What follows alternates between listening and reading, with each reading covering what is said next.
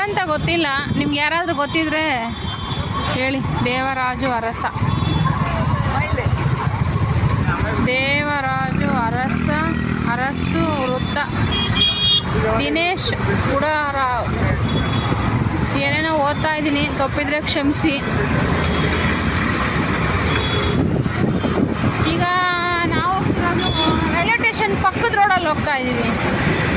ಆ ಸೈಡು ಮನೆಗೆ ಹೋಗೋ ಬಸ್ಗಳು ಹೋಗ್ತಾ ಇದೆ.